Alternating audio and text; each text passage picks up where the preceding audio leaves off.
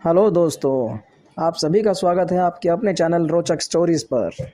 अगर आपने अभी तक इस चैनल को सब्सक्राइब नहीं किया है तो सब्सक्राइब कर लीजिए और बेल आइकन को दबा दीजिए ताकि आगे आने वाली सभी स्टोरीज़ का नोटिफिकेशन आपको सबसे पहले मिले। आज मैं आपको सुनाऊंगा ब्लडी मैरी की कहानी।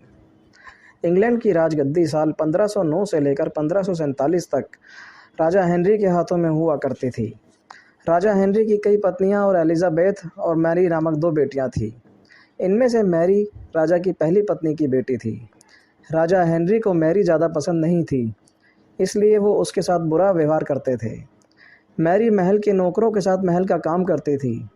अगर मैरी कुछ कह भी दे तो राजा उसकी कोई बात नहीं मानते थे।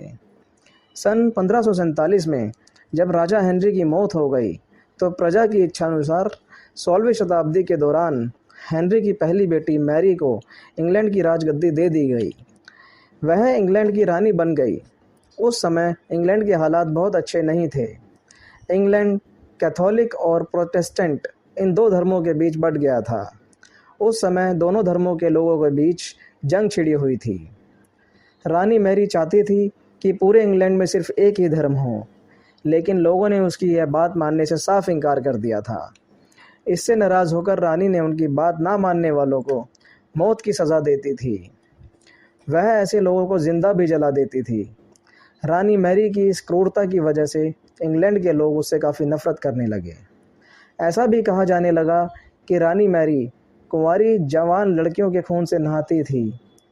उसका मानना था कि उनके खून से नहाने से वह ज़्यादा दिनों तक जवान रह सकती है।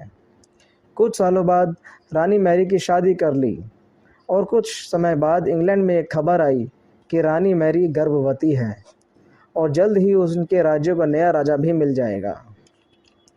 इस बात से हर सभी खुश हुए, लेकिन उस समय रानी मैरी के साथ बहुत ही अजीब घटना हुई। उनके गर्भ में किसी भी बच्चे का जन्म नहीं हुआ, बल्कि कुछ ही महीनों के बाद रानी मैरी का पेट फिर से सामान्य हो गया। वहाँ के ओझा लोगों ने अपनी तंत्र विद्या से बताया कि रानी मैरी के गर्भ में कोई बच्चा नहीं बल्कि एक भूत आकर निवास करता है। कुछ समय बाद फिर रानी मैरी के गर्भ में वही भूत आकर रहने लगा और वह फिर से गर्भवती हो गई। इस बार भी रानी मैरी को कोई बच्चा नहीं हुआ और उस घटना के कुछ ही दिनों के बाद रानी मैरी की मृत्यु हो गई। उसके बाद मैरी की छोटी बहन एलिजाबेथ को इंग्लैंड की राजगद्दी पर बैठाया गया और एलिजाबेथ इंग्लैंड की नई रानी बन गई। रानी मैरी की क्रूरता की वजह से इंग्लैंड के लोग उसे एक निर्दयी औरत मानते थे। वहीं जब उसके गर्भ में बच्चे की जगह एक भूत का निवास होने लगा तो लोगों ने उसे शापित भी करार दे दिया और इसी वजह से उसे लोगों ने ब्लडी मैरी का नाम दिया।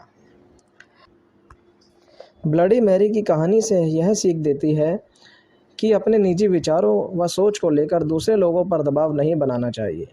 शांति और करुणा से लोगों का ख्याल रखना ही मनुष्य का धर्म है।